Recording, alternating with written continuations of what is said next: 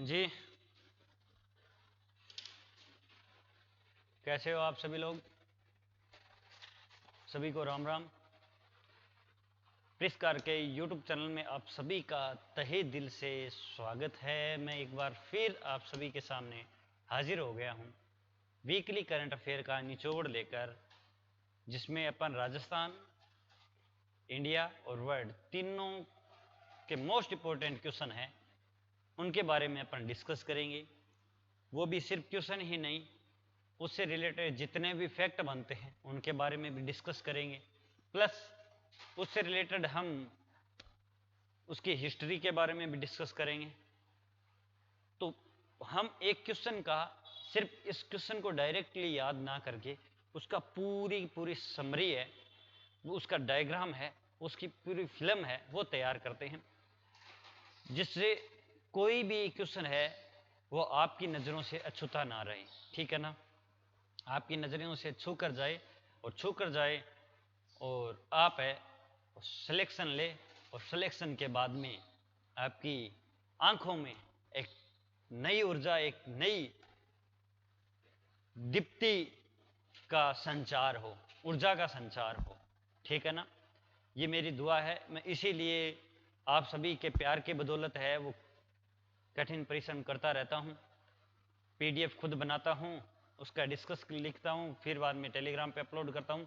ये सभी आपके प्यार और पॉजिटिव वाइब की वजह से ही होता है।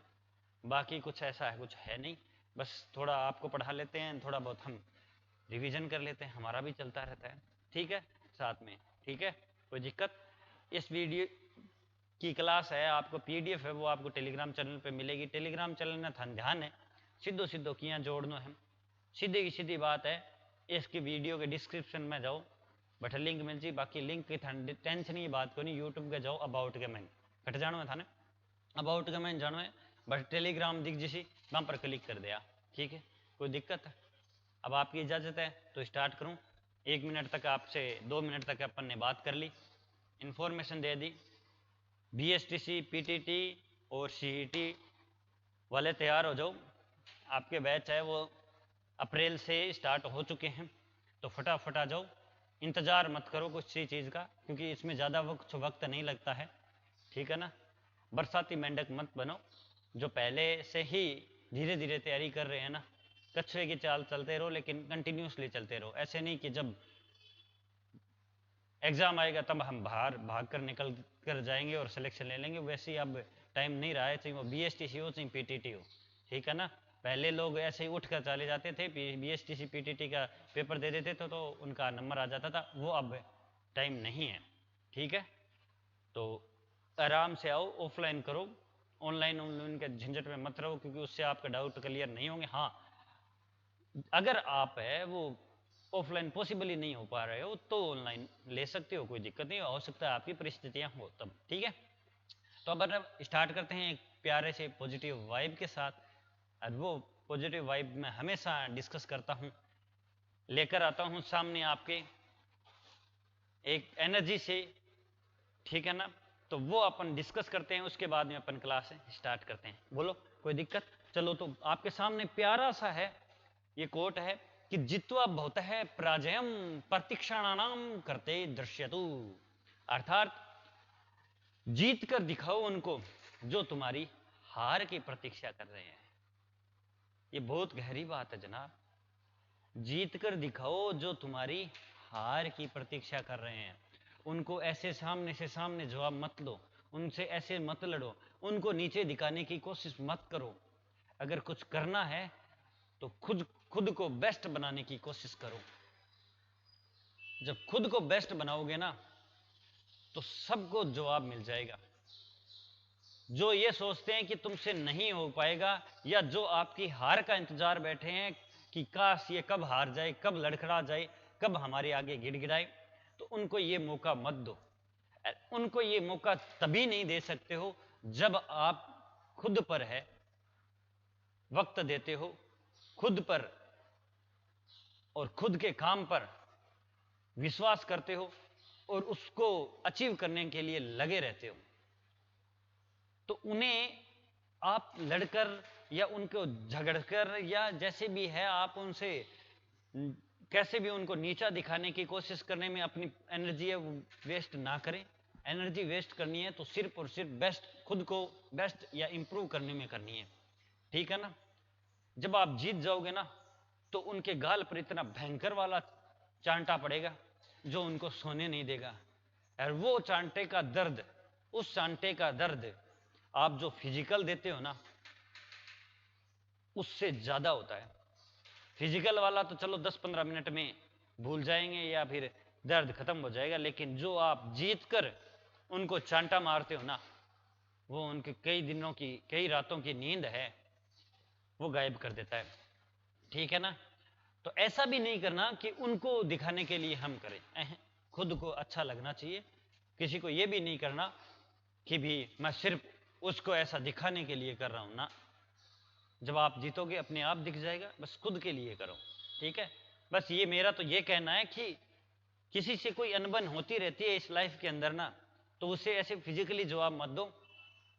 बस आप अपना कर्म करते रहो, कर्म में बेस्ट करते रहो और जीत कर दिखाओ तो बाकी बेस्ट हो जाए, ठीक है। कोई दिक्कत? अब आपकी 5-6 मिनट ले लिए, मैं हर वीडियो में 5-6 मिनट ये लेते हैं, अपन डिस्कस करते हैं ताकि हम क्या हो जाए, अट्रैक्ट हो जाए एक दूसरे से, ऐसा लगे कि हम आमने सामने ही बैठे हैं एकदम, ठीक है ना।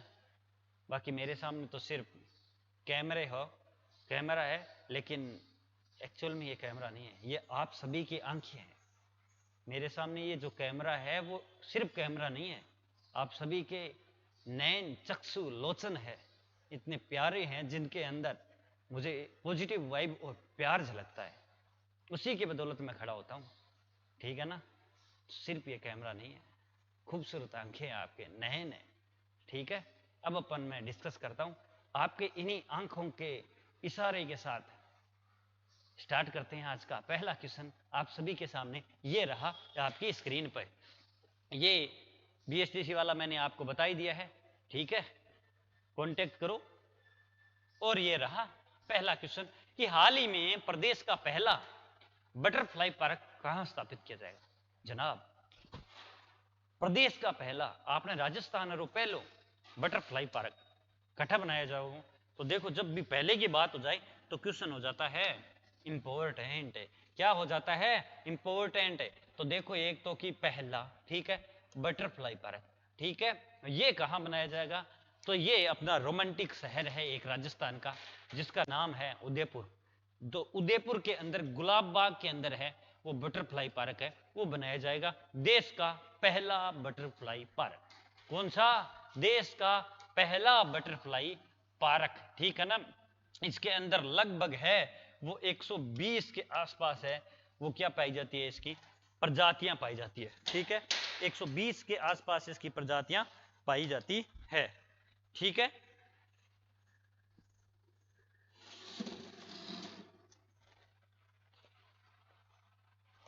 एक सेकेंड रुकना थोड़ा सा।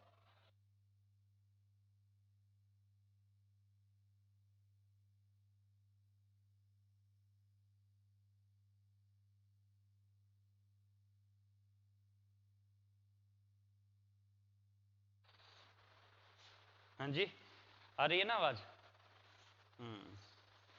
तो 120 प्रजातियां हैं वो पाई जाती हैं, ठीक है। और गुलाब बाग उदयपुर के अंदर ये बन रहा है, ठीक है। कोई दिक्कत? कोई दिक्कत को नहीं ना, ठीक है। तो देखो अब बात आ गई कि सर ये तो पहला है, चलो ठीक है, दूसरा कहां बन रहा है? तो दूसरा है वो अजमेर शहर के अंदर प्रस्तावित है, मतलब चल रहा है, ठीक है। दूसरा अजमेर शहर के अंदर है, ठीक है।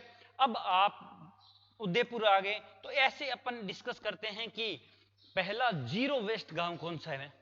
तो आपको मैंने बताया था जीरो वेस्ट गांव आंधी गांव है, ठीक है ना। आंधी गांव कहां पड़ता है? जयपुर के अंदर पड़ता है। कहां पड़ता है? जयपुर के अंदर पड़ता है। फिर आपको पूछ लिया जाए कि सर स्पाइस पार्क, कौन सा पार्क है? Spice park. स्पाइस पार्क कहां है? तो स्पाइस पार्क है वो जोधपुर के अंदर है, ठीक है, जोधपुर के अंदर है। फिर आपको पूछ लिया जाए सर स्नेक पार्क, कौन सा पार्क है? Snake park. स्नेक पार्क है वो कहां पर है? तो स्नेक पार्क है वो कोटा के अंदर है, ठीक है। कोई दिक्कत है क्या? तो पहला अगर आपको पूछ लिया जाए कि सर और बताऊं, ये तो आ गया सर ये क्या नाम है? साइंस। साइंस मतलब हो जाता है विज्ञान पार्क। मतलब विज्ञान पार्क कहां पर है? तो जनाब ये है जयपुर के अंदर। तो जयपुर के अंदर दो याद रख लेना, ठीक है ना। अब एक और पिछली क्लास में अपन ने डिस्कस किया था कि बीएसएफ है, वो बीएसएफ के द्वारा है वो थीम पार्क का क्या किया गया है? थीम पार्क है वो बनाया गया है, ठीक है ना। वो कहां पर बनाया गया है? तो जनाब वो जैसलमेर के अंदर बनाया गया है। बीएसएफ इधर ही पाई जाती है, तो जैसलमेर की तरफ देख लो, ठीक है ना। ठीक है, बीएसएफ द्वारा सर्द हवा ऑपरेशन भी सर्दी के अंदर, गर्मियों के अंदर अभी मई जून के अंदर स्टार्ट होगा, ठीक है ना, गर्म हवा ऑपरेशन, ठीक है ना। तो ये सारे ऑपरेशन अपन करते रहते हैं। ये अपन ने इस पूरे क्वेश्चन का समावेश देख लिया। बाकी सारे फैक्ट जो मैंने लिखे हैं उधर, वो पहले से ऑलरेडी आपको सुंदर सुंदर राइटिंग के अंदर लिखे हुए हैं, ठीक है, कोई दिक्कत। नेक्स्ट क्वेश्चन देखो, नेक्स्ट है छठे खेलो इंडिया यूथ गेम्स 2024 में राजस्थान कौन से स्थान पर रहा है? कौन सा? छठे खेलो इंडिया यूथ कौन सा है, याद रखना। पहला तो देख लेना कि छठा है, ठीक है ना, छठा है, ठीक है। इसमें राजस्थान कौन से स्थान पर रहा है?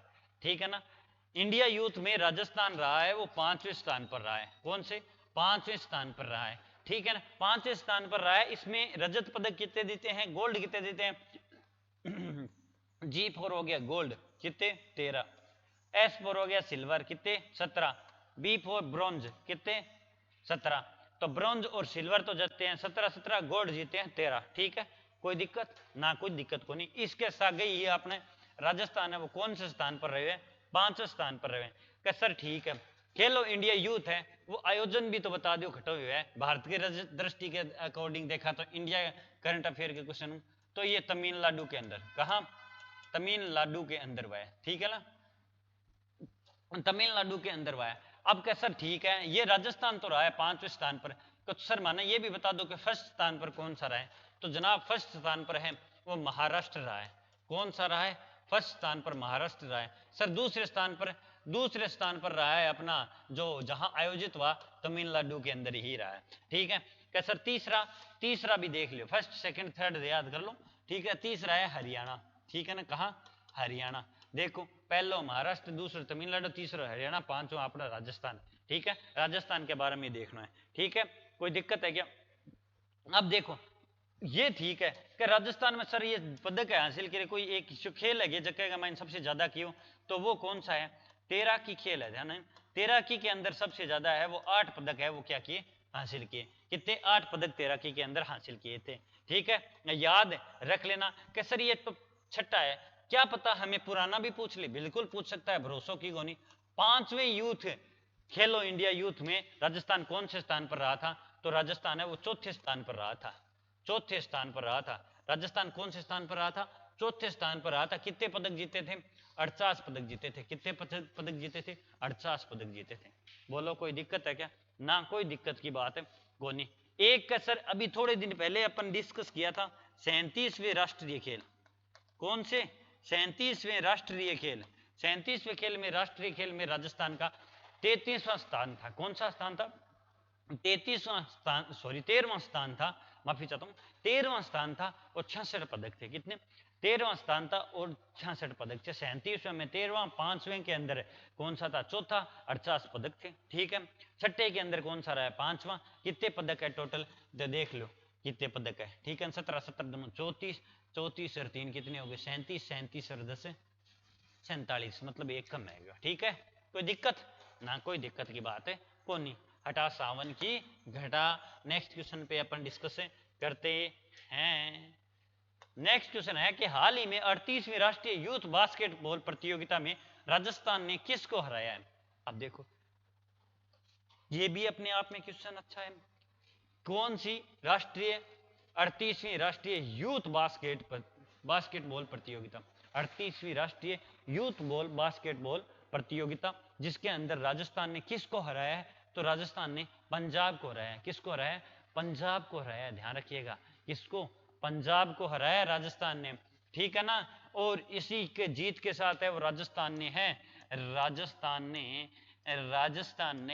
स्वर्ण पदक अपने नाम में कर लिया। कौन सा पदक है? स्वर्ण पदक अपने नाम किया।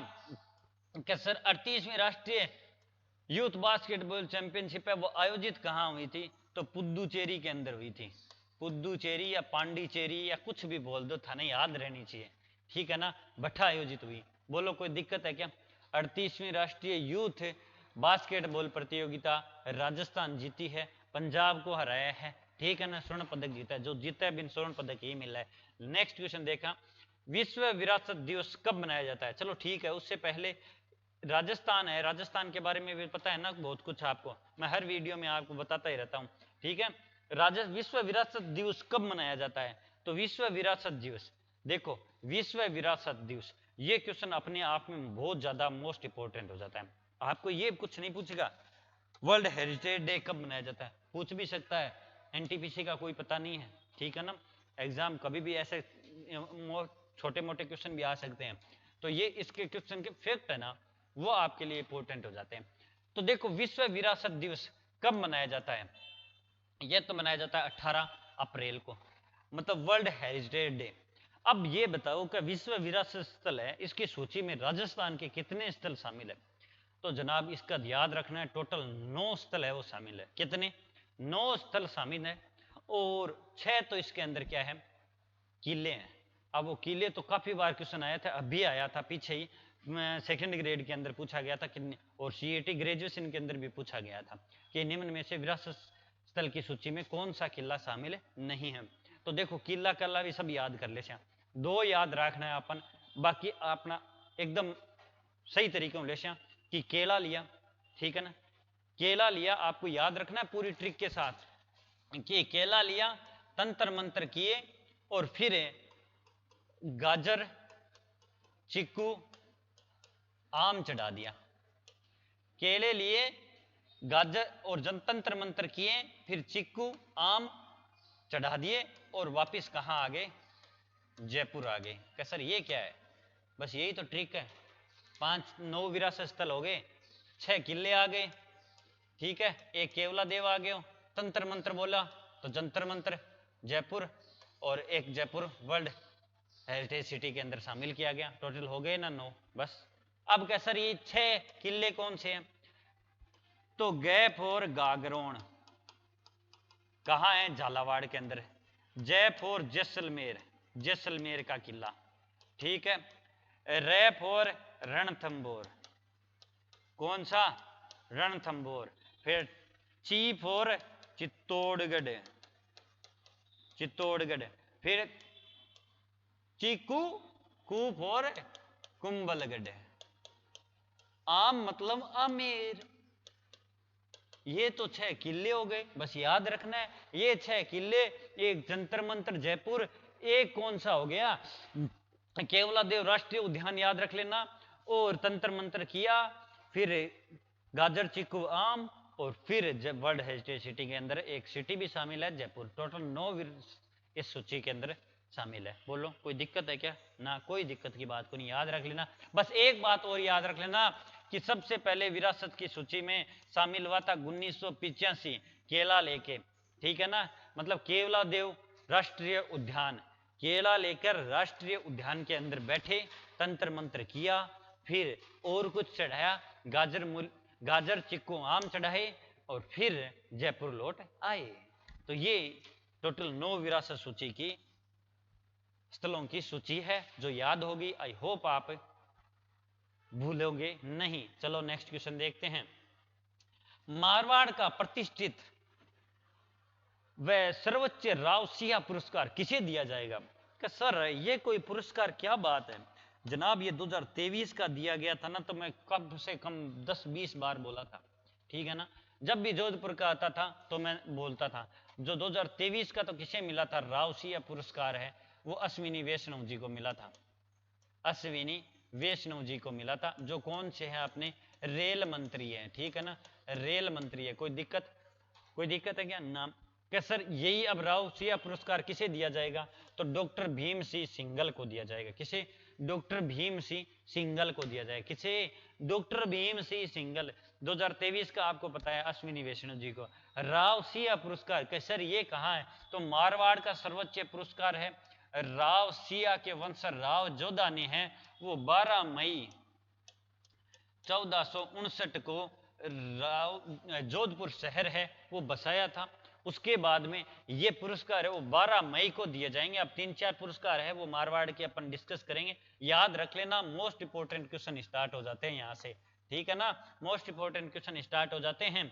तो 12 मई को रावसिया पुरस्कार दिया जाता है। 2023 का आपको मैंने बता दिया, जोधपुर के स्थापना दिवस शहर जोधपुर का स्थापना दिवस मनाया जाता है, ठीक है, रावसिया, ठीक है। जोधपुर से याद रख लेना, महात्मा गांधी दिव्यांग यूनिवर्सिटी भी कहाँ है, जोधपुर के अंदर है, ठीक है ना। राजीव गांधी इंटरनेशनल यूनिवर्सिटी भी कहाँ है, जोधपुर के अंदर है, ठीक है ना, याद रख लेना। बोलो कोई दिक्कत है क्या, ना कोई दिक्कत को नहीं। राव जोधा के वंशज ही, राव सिया के वंशज ही राव बीकानेर है, वो बीकानेर शहर बसाया था, ठीक है ना, 1482 के अंदर है, ठीक है, याद रखो ना। जोधपुर शहर पूरा का पूरा डिस्कस कर ही लिया। पहले जोधपुर शहर को बहुत क्वेश्चन आते थे, अब थोड़े कम आएंगे, ठीक है ना। अब भरतपुर को ज्यादा लेंगे, आपको पता है रीजन क्यों लेंगे। मारवाड़ रत्न के पुरस्कारों में पद्मश्री कोमल कोठारी सम्मान 2024 किसे दिया जाएगा, ये मोस्ट इंपोर्टेंट क्वेश्चन है, याद रख लेना जनाब, याद रख लेना। क्या पद्मश्री कोमल कोठारी सम्मान, कोमल कोठारी पुरस्कार सम्मान ये किसे दिया गया है, वो दिया जाएगा तो दिव्या भाटिया को। किसे दिया जाएगा, दिव्या भाटिया को। इसका सही आंसर हो जाएगा दिव्या भाटिया, ठीक है। एक सर के आप बताओ, एक और है कि Komal Kothari life time achievement award, उसमें और इसमें कंफ्यूजन मत हो जाना। Komal Kothari life time achievement award है वो पश्चिम सांस्कृतिक अकादमी के द्वारा दिया जाता है, ठीक है ना। वो पश्चिम सांस्कृतिक अकादमी कहाँ है, जयपुर के सॉरी उदयपुर के अंदर स्थित है। कहाँ, उदयपुर के अंदर स्थित है, याद रख लेना, ठीक है। तो ये कोमल कोठारी सम्मान पुरस्कार है वो दिव्या भाटिया को दिया है, ठीक है ना। दिव्या भाटिया कौन है, तो जोधपुर जैसे राजस्थान रीफ है ना, वैसे जोधपुर रीफ की क्या है, निदेशक है। क्या है, निदेशक है। पक्का याद रखोगे ना कि सर ठीक है। अब एक और बता दो कि सर पुराणों पूछ ले, तो ये तो मैं बहुत बार डिस्कस करवाया हुआ है, पुराना पूछ ले तो थे, गलत करो ही को नहीं था ना, तो यही याद रहे है, कोई दिक्कत गलत थोड़ी ना कर सो। मेरी उम्मीदों में पानी तो नहीं फेरोगे ना आप, सच्ची सच्ची बताओ, मेरा दिल टूट जाएगा। मुझे लग नहीं रहा है कि आप मेरी उम्मीदों पे पानी फेरोगे, नहीं फेरोगे ना। तो 2023 का मिला था कोमल कोठारी को मिला था, सॉरी 2023 का मिला था, 2023 का मिला था कालूनाथ कालबेलिया जी को, ठीक है ना। कोमल कोठारी अचीवमेंट अवार्ड, ठीक है ना। लेकिन Komal Kothari life time achievement award है वो याद रख लेना, पश्चिम सांस्कृतिक अकादमी के द्वारा दिया जाता है। बोलो कोई दिक्कत है ना, कोई दिक्कत नहीं है ना, चलो ठीक है, याद रख लेना। कालूनाथ कालबेलिया 2023, 2024 का दिव्या भाटिया को, ठीक है। ये अकादमी मैंने बता दी जो जोधपुर के उदयपुर के अंदर स्थित है। नेक्स्ट क्वेश्चन देखो, राव जोधा सम्मान 2024 पुरस्कार किसे प्रदान किया जाएगा। सब ये 12 मई को किए जाएंगे, 12 मई को दिया जाएगा, 12 मई को आने वाली है 12 मई, तो याद रखिएगा। तो राव जोधा सम्मान पुरस्कार 2024 राजेंद्र परिहार, किसको, राजेंद्र परिहार दिया जाएगा, राजेंद्र परिहार को दिया जाएगा। और याद रखो, एक दिव्य कीर्ति सिंह राठौड़ जिसे क्या मिलेगा, तो युवराज शिवराज सिंह सम्मान मिलेगा, युवराज का पद के रूप में मिलेगा। तो दिव्य कीर्ति सिंह राठौड़ आप सबको पता है कौन है दिव्य कीर्ति, सब जानते हैं, अपन काफी बार डिस्कस करते हैं, ये घुड़सवार है, ठीक है ना। ये घुड़सवार है, इन्हें 2023 के अंदर क्या मिल चुका है, अर्जुन पुरस्कार मिल चुका है। क्या, अर्जुन पुरस्कार मिल चुका है। और 19वें एशियाई खेलों के अंदर है इन्होंने अपने नाम स्वर्ण पदक किया था। बोलो कोई दिक्कत है क्या, ना कोई दिक्कत की बात को नहीं। एक और पूछ ले, क्या इनके साथ एक और सम्मान अवार्ड दिया गया है, कौन सा, मुनोत नैन्सी सम्मान पुरस्कार, मुनोत नैन्सी सम्मान पुरस्कार जो पत्रकारिता में दिया जाता है वो ओम थानवी जी को मिला है। किसे, ओम थानवी जी को। ये देखो ये रहा ओम थानवी जी, ये रहे, तो ओम थानवी जी को मिला है, यानी मिलेगा। कब मिलेगा, 12 मई को, याद रख लेना। ये 12 मई को वापस क्वेश्चन आएंगे रिपीट होके, ठीक है ना। किसको दिया गया है वो वापस डिस्कस कराऊंगा, क्योंकि मुझे लग रहा है इन 5-6 क्वेश्चनों में आज की क्लास से है वो लगभग 5-6 या 7-8 क्वेश्चन मान लो, 8 क्वेश्चन मान लो आप, 8 क्वेश्चन के आसपास है वो आपके किसी ना किसी एग्जाम में पड़ जाएंगे। ऐसे नहीं कि इसी एक क्लास से 8 के 8 क्वेश्चन, मतलब एक आगे पीछे पढ़ सकते हैं, ठीक है ना। हो सकता है इसमें से 2 पढ़ जाए एक एग्जाम में, 2 दूसरे एग्जाम में पढ़ जाए, ऐसे बोल रहा हूं मैं, ठीक है ना। प्रति न्यायाधीश फैसलों में औसत में राजस्थान कौन से स्थान पर रहा है? राजस्थान है वो प्रति न्यायाधीश के फैसलों में राजस्थान कौन से स्थान पर रहा है? औसतन के मामलों में देखो अच्छा स्थान है, औसतन है वो 25 लगभग है, 25 से ज्यादा है वो। क्या दिए जाते हैं? फैसले सुनाए जाते हैं प्रतिदिन, प्रतिदिन मतलब प्रतिदिन औसतन रहे ना, तो 25 फैसले हैं वो डेली सुनाए जाते हैं राजस्थान हाईकोर्ट के द्वारा। तो राजस्थान इसमें दूसरे स्थान पर रहा है, राजस्थान दूसरे स्थान पर रहा है। तो सर पहले स्थान पर कौन रहा है? तो पहले स्थान पर रहा है उड़ीसा। कौन रहा है? पहले स्थान पर उड़ीसा रहा है, ठीक है। अब बताओ राजस्थान हाईकोर्ट के न्यायाधीश कौन है? बताओ बताओ, आपको बताया हुआ है तो MM श्रीवास्तव, ठीक है ना, मनिंदर मोहन श्रीवास्तव है, ठीक है, याद रख लेना। इससे पहले ऑगस्टाइन जॉर्ज मसीह थे, जो क्या हो गए हैं, वो सुप्रीम कोर्ट के अंदर उनको पीठ के अंदर शामिल कर लिया गया, ठीक है। ये 4 बार कार्यवाहक हाईकोर्ट के न्यायाधीश रह चुके हैं, ठीक है ना। तो अब 42 में बने, मतलब 38 में जब हाईकोर्ट के न्यायाधीश बने थे ना, तब से ये स्ट्रगल कर रहे थे और लास्ट में इनको मुख्य न्यायाधीश के रूप में वो बना दिया गया, ठीक है ना। तो सब्र का फल मीठा होता है जनाब। की हाल ही में आयोजित एशियाई कुश्ती चैंपियनशिप में भारत ने कितने पदक जीते हैं? तो भारत ने है वो कितने पदक जीते हैं? 9 पदक जीते हैं। अरे बताओ रे, बताओ रे जनाब, अरे बताओ रे, 9 पदक जीते हैं, जिसमें 4 तो रजत जीते हैं, 5 जीते हैं ब्रोंज। आपने सोनो हाथ को नहीं आयो किसके मायने? एशियाई कुश्ती चैंपियनशिप के मायने, ठीक है ना। इसके अंदर टोटल कितने खिलाड़ियों ने पहलवानों ने शामिल हुआ था? तो टोटल 30 पहलवान है वो इसके अंदर क्या हुए थे? शामिल हुए थे। क्या सर मेजबान देश कौन था? मेजबान देश है वो किर्गिस्तान था। कौन सा? किर्गिस्तान था, ठीक है। बोलो कोई दिक्कत है क्या? ना कोई दिक्कत कोई। 5 और 4 9 मिले हैं, ठीक है। याद रख लेना, विश्व का एकमात्र लड़ाकू हेलीकॉप्टर कौन सा है जो सबसे हल्का है? या ऐसे भी पूछ सकते हैं, विश्व का एकमात्र लड़ाकू सबसे हल्का हेलीकॉप्टर कौन सा है? तो याद रखना प्रचंड है, ठीक है ना। प्रचंड हेलीकॉप्टर है, नाम प्रचंड है, लेकिन है बहुत क्या है? हल्का है। लगभग 2250 के आसपास का केजी का क्या है इसमें वजन है, ठीक है ना। मतलब 2.5 कुंटल का, ठीक है, समझ रहे हो ना, ठीक है, याद रख लेना। और ये निर्माता किसके द्वारा है? तो हिंदुस्तान एरोनॉटिक्स लिमिटेड के द्वारा इसके बनाया गया है। ये 5000 फीट की मीटर की ऊंचाई तक है वो उड़ सकता है। लड़ाकू विमान है, लड़ाकू हेलीकॉप्टर है, इसलिए ये भारी होता है उस तन, क्योंकि उसकी सेफ्टी के लिए बनाया जाता है। लेकिन हिंदुस्तान ने वो कर दिखाया कि हम हल्के में भी बहुत खतरनाक सेफ्टी के मटेरियल यूज कर सकते हैं, ठीक है ना।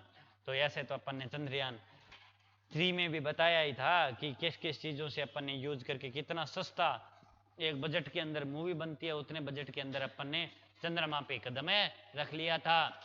कि हाल ही में सौर अध्ययन तथा सूर्य अध्ययन, सौर अध्ययन तथा सूर्य अध्ययन के लिए इसरो ने कौन सा मिशन लॉन्च किया है? कौन सा मिशन लॉन्च करने की घोषणा की है? अभी तक पूरा है वो इसको प्रक्षेपित नहीं किया, तो वो प्रोब 3 है, ठीक है ना। प्रचंड नहीं है ये, प्रोब 3 है। प्रचंड तो हेलीकॉप्टर है, प्रोब 3 इसरो ने है वो कहा है कि सौर अध्ययन, सौर मंडल का अध्ययन और सूर्य के आसपास का अध्ययन है वो अपन करेंगे, और ये प्रक्षेपित किया जाएगा इसी साल लगभग सितंबर के अंदर। एग्जिट डेट अभी तक नहीं दी है, सितंबर के अंदर दिया जाएगा। इसरो आपको सबको पता है इंडियन स्पेस रिसर्च ऑर्गेनाइजेशन, जिसकी स्थापना होती है 1969 को, ठीक है ना, 1969 को होती है।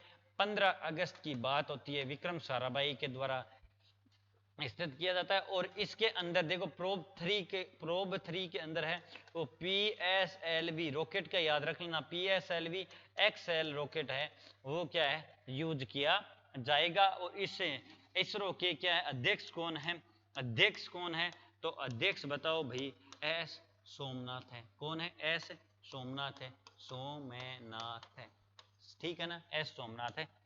ठीक है, याद रखोगे ना। हेडक्वार्टर कहाँ है इसरो का, तो इसरो का हेडक्वार्टर बेंगलुरु में है। अब DRDO भी है, डिफेंस रिसर्च डेवलपमेंट ऑर्गेनाइजेशन, तो DRDO भी है, तो उसके बारे में भी डिस्कस करेंगे। उसका क्वेश्चन भी अपने आगे आ जाएगा, तो मैं उसके बारे में उस क्वेश्चन के वक्त डिस्कस करेंगे। तो हाल ही में IPL के इतिहास में सबसे ज्यादा रन बनाने का रिकॉर्ड किस टीम ने अपने नाम किया है, भाई साहब मतलब समझ लो आ टीम तो जक्को आया है बिने तूफान बना दे। मतलब एक तो तूफान आपको वैसे बाढ़ के बाढ़ है वो दुबई के अंदर आया है, और IPL के अंदर अगर कोई बाढ़ ला रखा है ना, रनों की बारिश कर रखी है ना, बाढ़ ही ला रखा है ना, तो वो सनराइजर हैदराबाद है भाई साहब। कोई सी टीम हो आवे बिने एक नयो रिकॉर्ड बनाए जावे, बिंगे सामने एक न एक नयो रिकॉर्ड बना के देवा, पता को नहीं कहीं खा के चढ़े भाई साहब। मतलब इं लगे जी आप कोई गेम खेल लिया नॉर्मल मोबाइल का माइन, सनराइजर हैदराबाद आ गई, मतलब के 200 तो मामूली है उनके लिए। 5 ओवर के माइन भाई साहब 120 रन लोगों से शतक नहीं लगते 5 ओवर के अंदर। ठीक है, एक तो अभिषेक जी है और एक जो इनके कप्तान ही है ना ट्रेविस हेड है ना, ये है भाई साहब पकड़ के मान जाए, कोई सोई बॉलर आ जाओ बिंगी बॉल तो स्टेडियम के अंदर तो रुके ही को नहीं, ग्राउंड के चाहे अंदर तो रुके ही को नहीं, बारी जाओ सीधी पवेलियन में, खतरनाक रन मारे। शुरू का मैच 2 हार गई, लेकिन बाद में आप पॉइंट टेबल में दूसरे स्थान पर आ गए, खतरनाक तरीकों मान जाए भाई साहब, गजब का रन बनाओ है, खुद का रिकॉर्ड खुद ही तोड़ा है।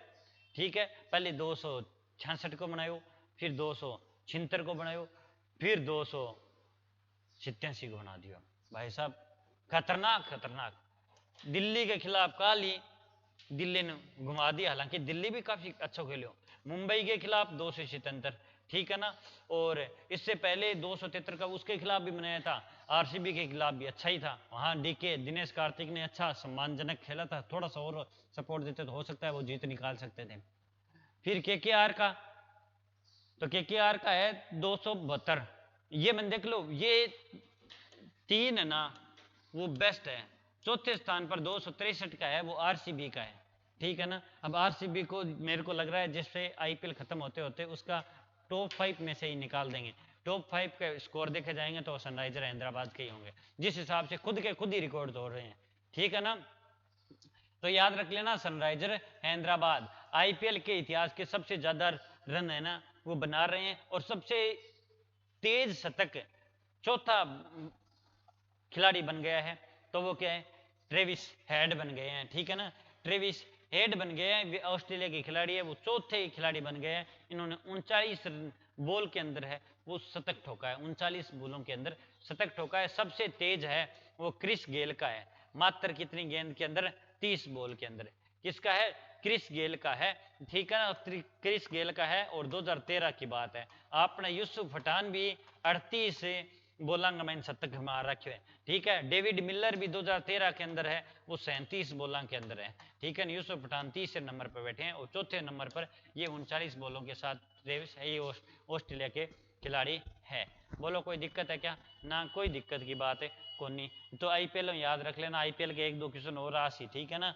250वां मैच किसने खेला है, 500वां छक्का किसने लगाया है, रोहित शर्मा दोनों क्वेश्चन आंसर। देश में पहली रेल सेवा कब प्रारंभ की गई थी। अब आपके मन में आएगा सर ये कोई क्वेश्चन थोड़ी ना है, करंट अफेयर का क्वेश्चन है क्या, ना डायरेक्ट तो कोई नहीं, लेकिन जनाब इनडायरेक्टली क्वेश्चन है, तो है करंट अफेयर क्या, क्या वो कैसे, क्या वो ऐसे हैं कि ये जो पहली रेल चली थी ना तो वो 16 अप्रैल को चली थी, और अप्रैल 16 था, ध्यान है, अब ये भी गई है, तो 16 अप्रैल को चली थी, 1853 की वो बात है।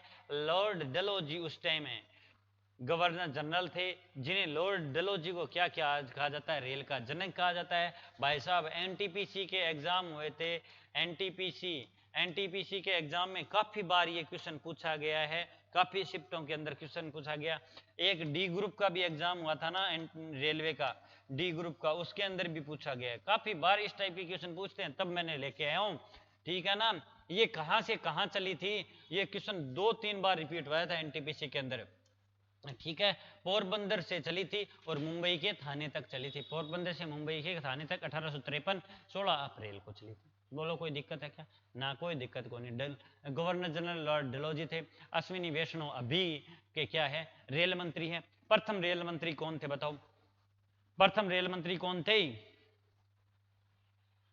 प्रथम रेल मंत्री है, थोड़ा सा याद रखा करो, जॉन मथाई थे। कौन थे? जॉन मथाई थे, लिखा हुआ मिल जाएगा कहीं ना कहीं। हाँ ये रहे, जॉन मथाई साहब, जॉन मथाई साहब प्रथम रेल मंत्री। सारा फैक्ट है वो साथ में लिखा हुआ भी रहता है, तो याद है जरूर रख लेना। नेक्स्ट क्वेश्चन है कि हाल ही में भीमराव अंबेडकर की जयंती कब मनाई गई है? तो भीमराव अंबेडकर की जयंती है वो 14 अप्रैल को बनाई गई है। कब बनाई गई है? 14 अप्रैल को बनाई गई है। देश के पहले कानून मंत्री थे भीमराव अंबेडकर, ठीक है, बाबा साहब अंबेडकर, संविधान के निर्माता, ठीक है ना, पितामह ऑफ कॉन्स्टिट्यूशंस। ये देश के पहले राजस्थान के भीमराव अंबेडकर विश्वविद्यालय अगर आपसे पूछ ले जाए तो वो कहाँ है? जयपुर के अंदर है। कहाँ? जयपुर के अंदर है। सरदार पटेल पुलिस विश्वविद्यालय कहाँ पर है? जोधपुर के अंदर है, ठीक है। महात्मा गांधी दिव्यांग यूनिवर्सिटी जोधपुर के अंदर है। बाबा आमटे दिव्यांग यूनिवर्सिटी कहाँ है? तो देखो बाबा आमटे दिव्यांग यूनिवर्सिटी है वो जामडोली जयपुर के अंदर है, ठीक है ना, याद रख लेना, जामडोली जयपुर के अंदर है, ठीक है। बाबा आमटे दिव्यांग यूनिवर्सिटी याद रख लेना। महात्मा गांधी दिव्यांग यूनिवर्सिटी है वो जोधपुर के अंदर है, ठीक है ना। अटल सरदार पटेल पुलिस विश्वविद्यालय भी जोधपुर के अंदर है, ठीक है। ये भीमराव अंबेडकर विश्वविद्यालय जयपुर के अंदर है। बोलो कोई दिक्कत है क्या? ना कोई दिक्कत को, मन तो लाग रही कौन दिक्कत, बाकी थारा दिक्कत हुआ तो कमेंट रख देना, ठीक है। हाल ही में भारतीय नौसेना का नया प्रमुख किसे नियुक्त किया गया?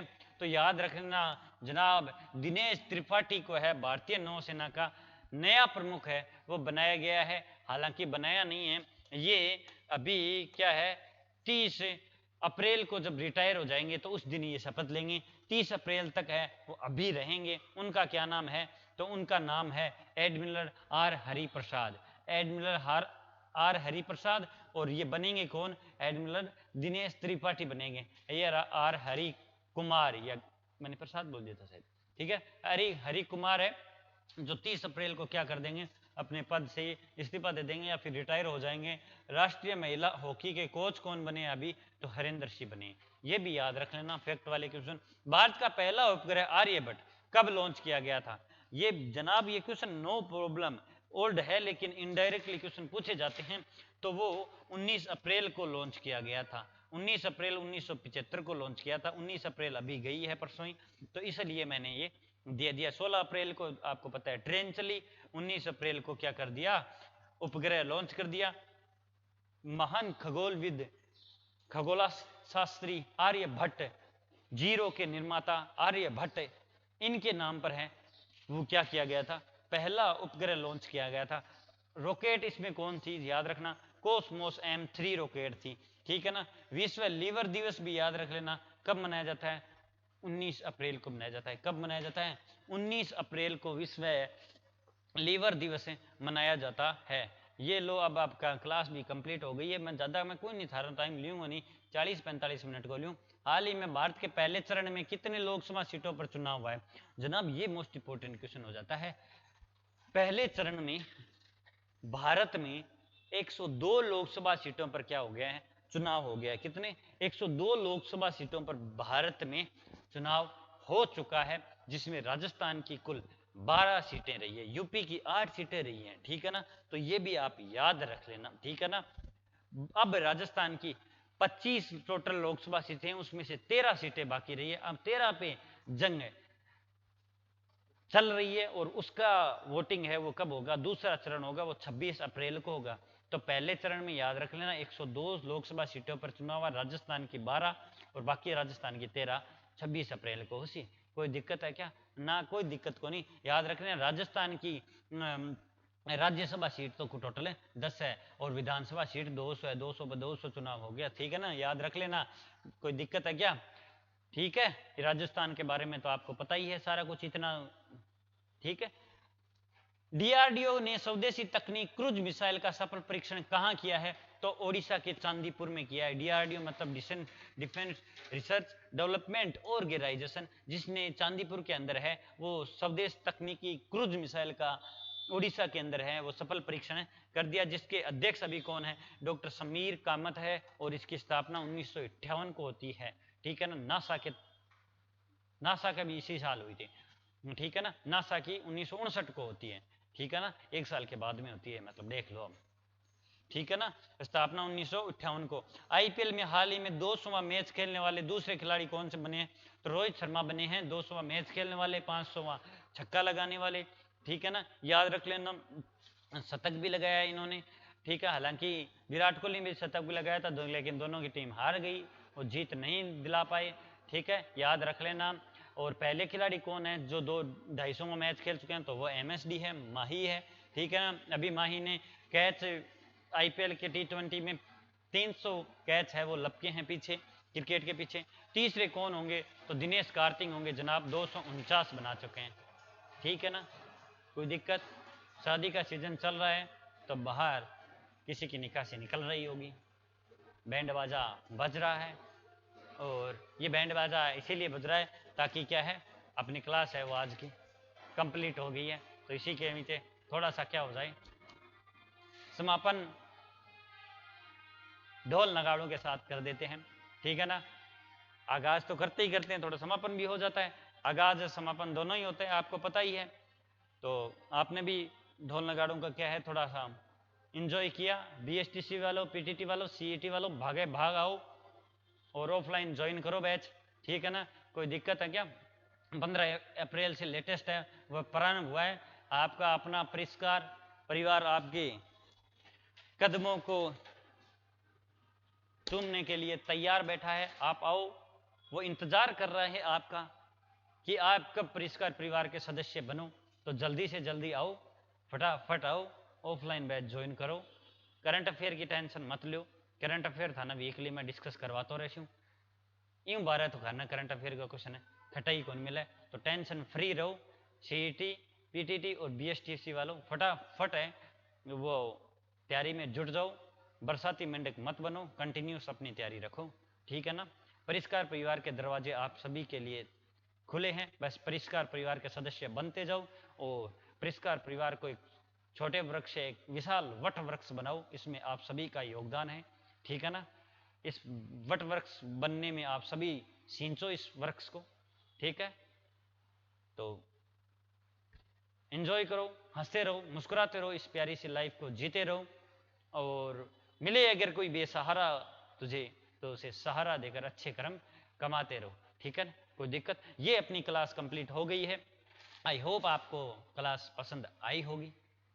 नेक्स्ट क्लास में अपन वापिस नए क्वेश्चनों, नए ऊर्जा, नए प्यार के बदौलत अपन वापिस आप सभी से रूबरू होते हैं, मिलते हैं, तब तक के लिए जय हिंद, जय भारत, धन्यवाद।